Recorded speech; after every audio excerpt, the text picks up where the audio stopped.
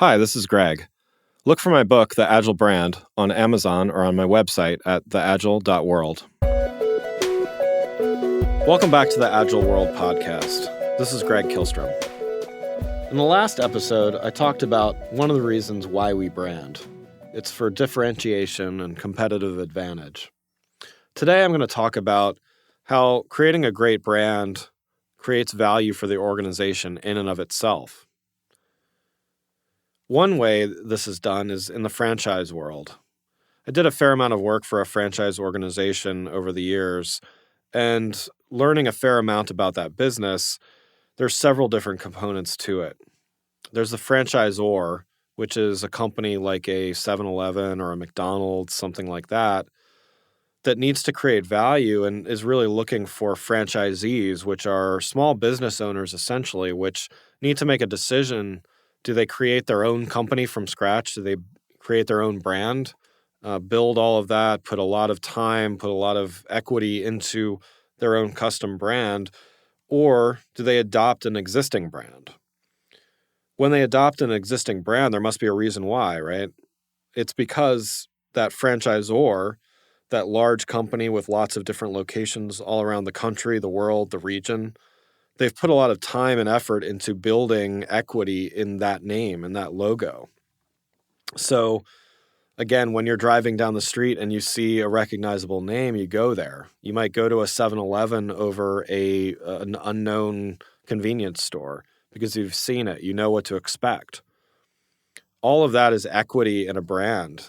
All of that is really based on a lot of things. It's based on that consistency of the brand. It's based on a consistent customer experience.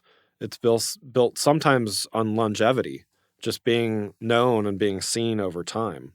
Another way to look at it outside of the franchise world is in things like merchandise. So, for instance, a friend of mine from college actually collects Coca-Cola memorabilia. So this is stuff from, I don't know exactly how long Coca-Cola has been around, but let's say over a century. There's a lot of different items and memorabilia over the years. So Coca-Cola, they don't necessarily benefit from someone selling something at an antique store, but there's certainly a lot of recreations of things. You will see people with Coca-Cola t-shirts and merchandise and so on and so forth. Creating a great brand means that people are willing to walk around with it on their clothing. They're willing to basically become a walking billboard for you. That's a value that is not directly tied to, in the case of Coca-Cola, it's not directly tied to selling soft drinks, but it is raising your profile. It's getting your name out there in a way that your customers are actually working for you.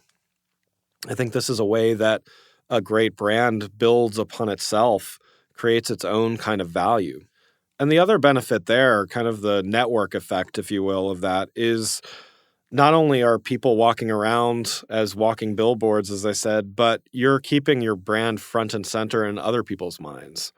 To continue with the Coca-Cola analogy, someone might be thirsty and seeing that logo on a t-shirt, on a bag, on something is just that impetus for them to take that step and actually purchase your product. Or it simply keeps you top of mind and front and center in their mind so that when they are, that other person passing someone on the street has that in their minds.